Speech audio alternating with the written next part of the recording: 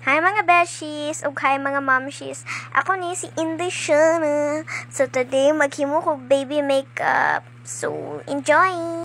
So akong gamito na function para sa akong noun is Sunisa. So di ko balon sa yung pag-pronounce pero ginatawag na ako Ana. So mag-apply na to sa akong noun. Ayaw na kay puti ikay murmog mga white lady.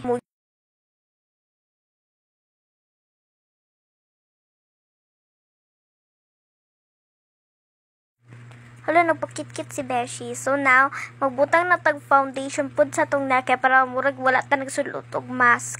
Lagom sa next puti kay mong now. So na magbutang na tag eyeshadow. So I'm going to choose the light one.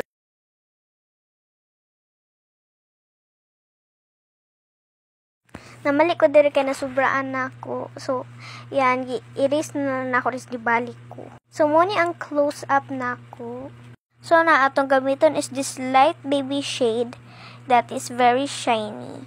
So, muna na ito gamiton para sa atong like outside eyes.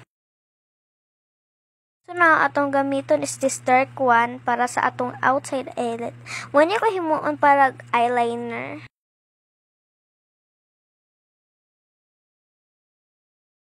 Mura ni gi-blend na ako siya na sa dark shade po na ako sa kong under eye. Butang po na ako. So na nagbutang na ako kaning white shiny thing sa kong ilong kay para mo siya tawag ni highlighter.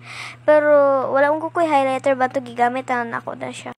So gamit ako blush ang pa na sweet blush. Wow, magic. So nagibutangan na ako sa cheeks ug sa kong ilong ug sa kong tawag ni basta ug sa kong agtang. Gi-blend na lang na ako siya og dali. Make sure mga momshies or mga bearshies na di kay light na pink kay na darkish. Nasad si Inday siya na kay nakalimutan yung mascara. Daha sa mata, oy murag nakita man og multo. Woo!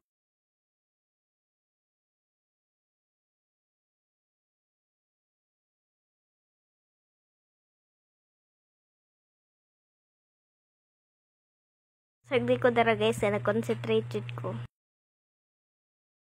Diri kay, di ko pwede mo piyon nagamit na lang ko sa kung gamay na ako ng mga fans kay para dali ra siya mo dry. 5 minutes na wala pa na uga. So while nag-dry ako mascara, nag-add na lang ko brown lipstick. Brown ba na siya or orange? Basta any lipstick na that is like orange. Mwah. Hala, naku ba? Ay mo kahadlok o gitaod na naman ako.